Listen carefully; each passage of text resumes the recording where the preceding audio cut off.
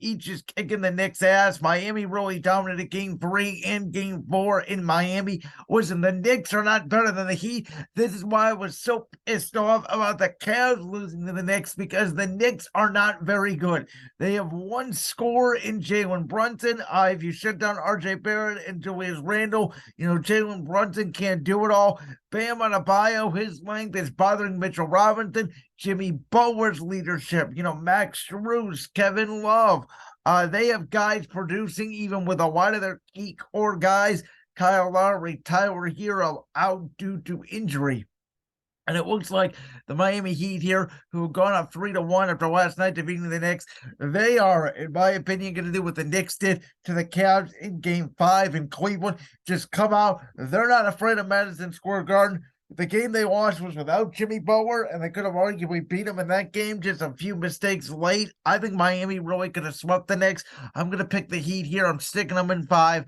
The number 8 seed Miami Heat, for the first time in a very, very long time, the number 8 seed will advance to the Eastern Conference Finals. I believe tonight, Wednesday night, when they do play game number 5. Now, the question is going to be, who in the East do they play? Game 5 tonight features the Sixers and the Celtics, a series tied at 2 games apiece. Philadelphia winning game 1 and 4, Boston winning game 2 and 3. Both of these teams are obviously very inconsistent. We don't know what's going on with Joel Embiid from night to night. Obviously, he's dealing with that injured ankle / knee that he needs surgery on. James Harden is very inconsistent. Tyrese Maxey is very inconsistent. At the same time, Jason Tatum can heat up and cool off, just as quickly. Jaylen Brown is more and more becoming inconsistent. So it's really about, which stars will play consistent and which role players come along for the ride. Boston, does Grant Williams, Marcus Smart, Al Horford come along for the ride? And in Philadelphia, does Niang, does Tobias Harris, do these other scorers outside of Maxey, Embiid, and Harden give them enough punch to get them over the edge?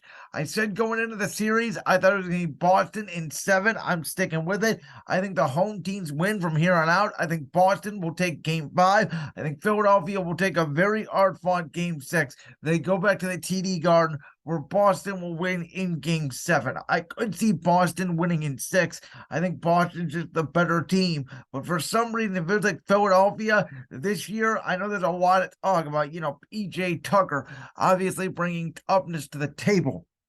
And I do understand that.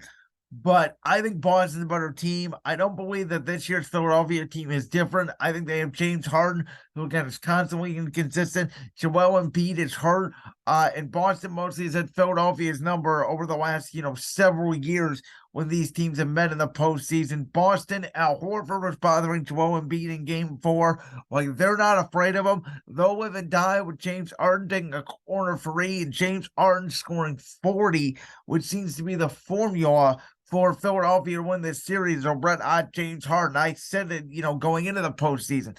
James Harden needed to be their third scorer. He needed to be a consistent third scorer for this Philadelphia team to be a championship contender. When they get it from him, they can beat anybody in the league. When they don't, they look awful, and they're not ready to play every single night. Again, I don't love Boston. I don't love the new coach, Joe Mazzulla. I don't trust Jason Tatum, Jaylen Brown in big moments. It kind of feels like this is the last sort of year for Boston before they break up Jaylen Brown and maybe even Marcus Smart and a couple of those other pieces. I don't think Boston's a championship team, but right now I think that they are the best team in the Eastern Conference, and that is key, of course, to getting to the NBA Finals. Out west is a different story, because when Denver went up 2-0 on Phoenix, and especially when Chris Paul went out, right, everybody said the series was over, and I held my ground because I believe Phoenix is the best player in the series, contrary to what people believe. And of course, Nikola Jokic scored 53 points on Sunday night. Nikola Jokic was a dominating figure. But in today's NBA, scoring 50 or scoring 60 or else scoring 70 points does not equal wins. We're seeing it all over the league, and really ever since the bubble when Devin Booker scored 70 points for the Suns in a loss.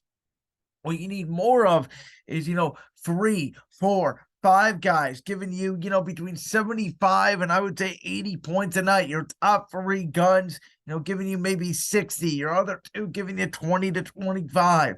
And just, spreading out the wealth because the NBA is so balanced now with talent. There's not a lot of terrible teams now, especially when you get to the second round of the postseason. Like, everybody can score, and we're seeing it, in Phoenix. And Devin Booker and Kevin Durant both don't have their game going. They lose. If Anthony Davis does not have his game going, the Lakers lose. Very rarely anymore will you see a guy score 60 for the team on their back and it leads to victory. We saw that in the first round series of the Cavs and Knicks. Donovan Mitchell was not special. The Knicks had more depth, even though you can make the argument the Cavs going into the series had the better player. By the end of the series, Jalen Brunson was the best player, and the Cavs are going home. So this series is tied 2-2. Obviously, the incident happened with Jokic and the new Suns owner Sunday night, which I don't really care about. It's a ball. Who cares? Jokic got fined. He's going to play tonight back in that Denver high altitude in the most important game in Nikola Jokic's career because, of course, he's a back-to-back MVP. He was the runner-up this year to Joel Embiid. Nikola Jokic needs to prove. Some people believe he is the best player in the world. I don't even have him in my top five. I don't care about that 53 performance. Again, he is not a dog in my opinion. He needs to take advantage of this scenario in the Western Conference where you essentially have a weaker West than we all predicted, and maybe to a certain extent the East is weaker than we all thought going into the postseason because it looks like the 8th seed is clobbering the 1 seed and now the 5 seed on their way to the Eastern Conference Finals.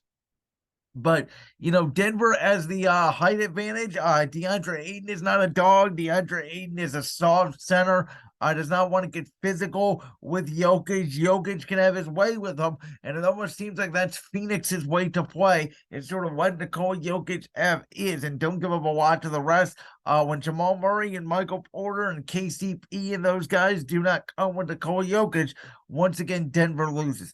Devin Booker's been sensational the whole playoffs. I give it to him. I still think he's a 3 on a championship team, not a 2. I don't think Phoenix is deep enough to be able to combat a Lakers or Golden State series, which we'll get to. But I'm going to stick to my guns here. I predicted the Nuggets to win the first 2. Then I thought the Suns would win the next 4. Suns in 6. I think the Suns have adjusted. I think Kevin Durant is on a mission to play either LeBron James or Steph Curry in the Western Conference Finals.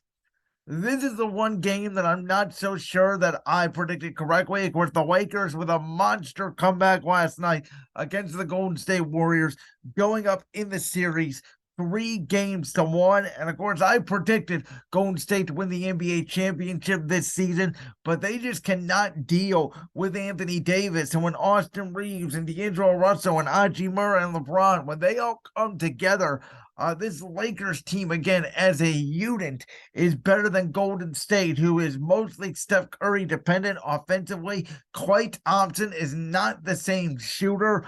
You can make the argument in some games Draymond Green is not the same defender. You're not getting what you got out of Andrew Wiggins last year. You're not getting what you got out of Jordan Poole at all last year. So their bench is shrinking. They are very, very Steph Curry dependent. And as I just mentioned, you can get away with that 10 years ago. But in today's NBA, you cannot get away with it. So if we get Lakers advancing to the Western Conference Finals, I think there's a great chance we see Lakers Celtics, the old rivalry, back in the NBA Finals. And as I said last week, you can check it out, the full clip when I was previewing the playoffs, or you can check out the short I made. And I still believe this: the Lakers Warriors series, folks, will be the NBA Finals. I believe the winner of this series, where the Golden State comes back down 3-1, which, by the way, they know what it's like. LeBron knows what it's like to be down 3-1. I should say the Golden State. Does Golden State repay the favor to LeBron? I think it really all depends on what happens in that Game 6, which will be presumably Friday night at the Crypto.com Arena, because I do think Golden State comes out strong. I think Golden State blows out the Lakers in Game 5 in the Chase Center. Now can Golden State win one road game at the Crypto.com Arena? They already did, or excuse me, they can win one road game here and win the rest of their own games. They'd be in good shape. That's why home court advantage is so critical.